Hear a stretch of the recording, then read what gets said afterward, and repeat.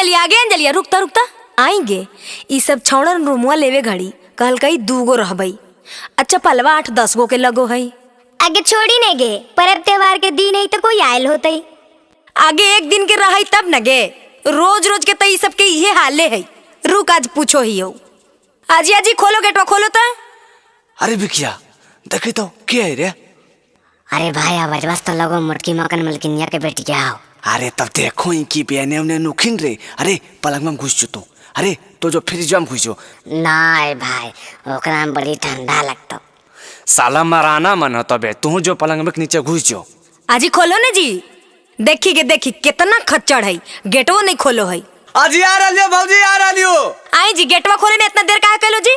आजी भौजी की कहियो बिकिया के गांव में मछली मरैलो हा, ओहे आइलो पोठी और धंधोरी ओहे बना रहा। आई जी तोनी सब काय गो रहो जी? रूमुआ लेवे घड़ी 2 गो कहला हल, चप्पल 8-10 गो रहो हो। आजी भौजी बिकिया चप्पल जूता के बड़ी शौकीन है। बाहर मंदिर उंदिर घूमे ले गलो, जौन चप्पल जूता era लगलो अच्छा ओकरा लेके चल दल को। आई जी तोनी चोड़ो चिहाड़ी वाला काम करो हो। कितना दिन से झाड़ू नहीं मरला जी?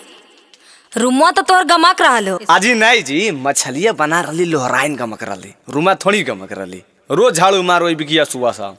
आई जी केवड़िया के पीछे के नुकल है? अजी बिन देखलपुर बोली मौसी के बेटवा लिया तनी देखो यहाँ एडमिशन करवे ले लिया एन कॉलेजवा में नुकचोरिया खेल रे। बाहर खेल गए साला जो तो अनी सब साला दिन भर नुकचोरिया खेलते रहे ना। आई जी वो मौसी के हक को तो ई एने जो नुकल है के है?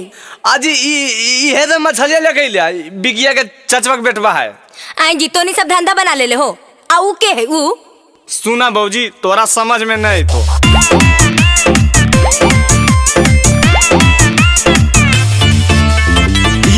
भौजी मौसी के लइकावा छोटका चाचा के ई छौड़ा तनिकावा। अरे भौजी प्रणाम करहिन बे। ई हकै भौजी मौसी के लइकावा छोटका चाचा के ई छौड़ा तनिकावा। काहे ले गुस्सा थोड़ा होई नाया नाया?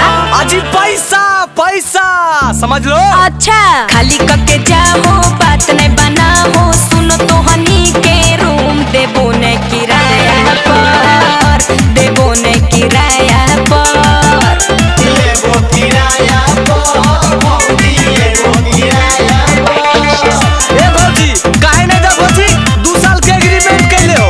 आजी बोल दलियो नहीं देबो तो नहीं देबो, रूम खाली करा।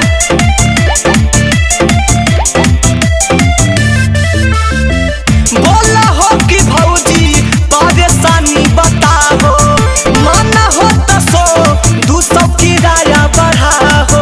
आजी नहीं जी तोनी सबके नहीं रखबो। काहे नहीं रखबो? पानी भरो ही यही पल में खत्म हो जाए, तो हनी के सैतानी ना झेलल जाए।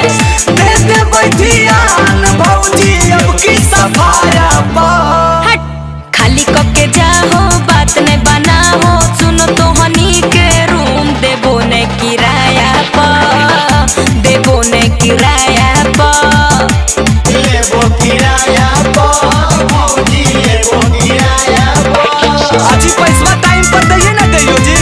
हे देखो ज्यादा बोलबो नहीं तो तोर तसला बटले उठा के फेंक देबो।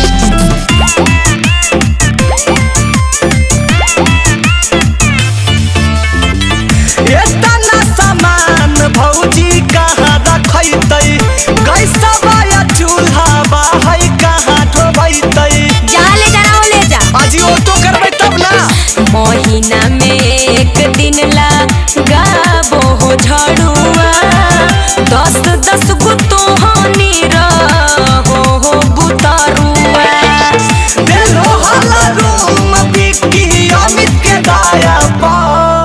अरे खाली कके जाओ बात नहीं बनाओ। सुनो तो हनी के रूम देबो ने किराया पर, देबो ने किराया पर, लेबो किराया पर भौजी लेबो किराया पर। ऐसे नहीं मानमी तोनी सब तसला बटलो उठा के बिके पड़तो।